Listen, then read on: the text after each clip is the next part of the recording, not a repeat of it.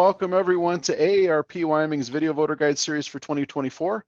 I'm Tom Laycock with AARP Wyoming, and today we're joined by Bill Winney, who's running for the Wyoming Legislature in Senate District 14, located in parts of Sweetwater, Lincoln, and Uintah counties.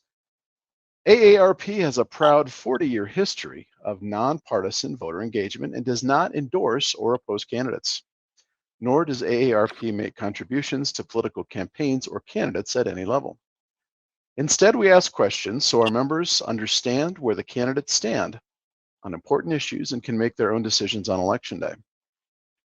Today, we'll ask Mr. Winney 3 questions, allowing for a 1-minute and 30-second response to each. Then we'll give Mr. Winney 2 minutes to make his pitch to the voters of Senate District 6. Mr. Winney, our first question for today. Over the last 2 years, the Wyoming Legislature has made providing property tax relief to its citizens a priority. In your view, what is the most effective way to provide relief while balancing revenue needs for our schools, counties, and other entities that rely on property tax to maintain sustainable funding? All right, well, the legislature is struggling with some history that kind of ties their hands. If you look at our Constitution, was written, it specifies how you should value property and so on. But that Constitution was written when gold was $20 an ounce, and then gold in the 30s became $35 an ounce, and then in 1973, inflation became the coin of the realm. And I spoke to that to the legislature this last session.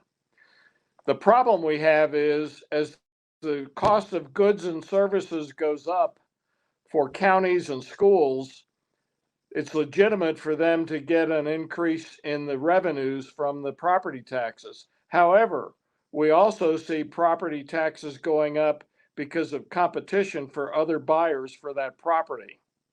And that's what the legislature is struggling with, is how do you divide that?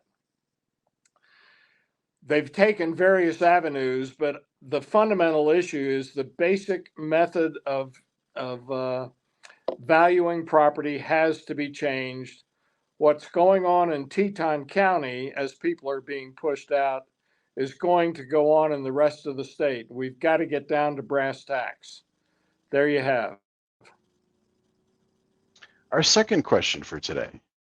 Wyoming's population of those aged 60 and over grew by 47% from 2010 to 2020, while the state's entire population grew just 2%. We know 64% of all nursing home beds in Wyoming are paid for right now by the state's Medicaid program. What do you see as the greatest barrier to helping our older adults age in their homes and communities? And what solutions would you provide?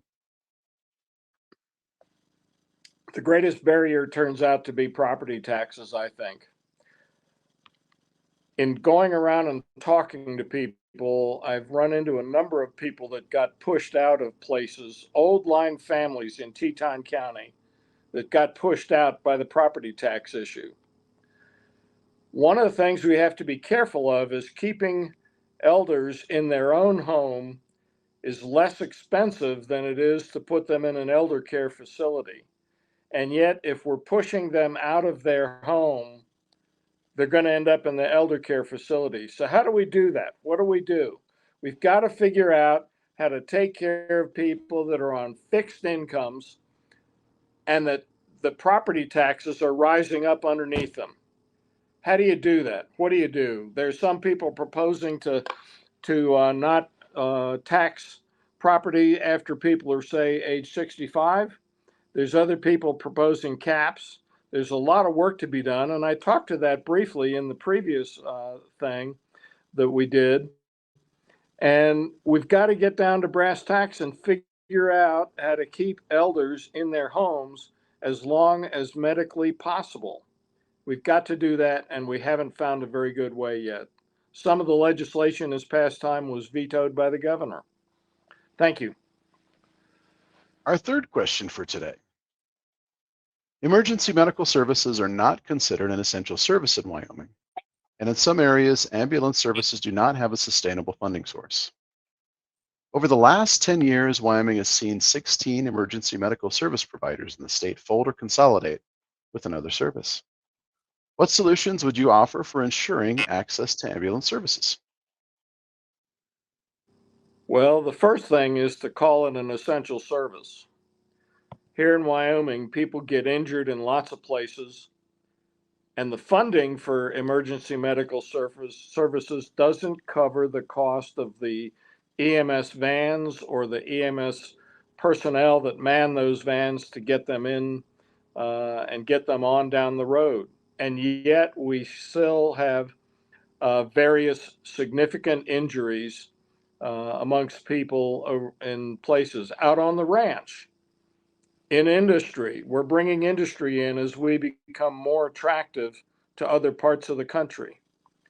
So getting it down to brass tacks where you are going to call it an essential service, like the fire service or police, is just as important. Additionally, I've recently become aware that trauma surgeons from the our recent stuff in Iraq and Afghanistan are starting to go after whole blood available in EMS vans because a number of people will die from simply loss of blood. I'm going to work on that also. Thank you. Well, thank you, Mr. Winney, for taking the time to answer our questions today.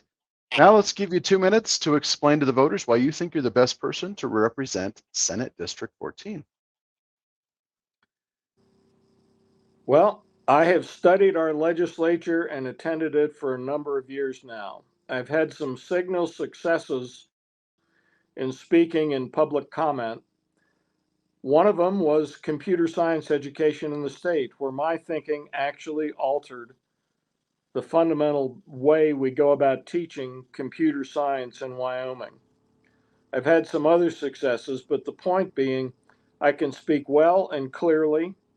I can get my point across in a couple minutes. You know, those legislatures kind of turn their eyes to the overhead when you go beyond about 3 or maybe 4 minutes. They got to be able to follow you.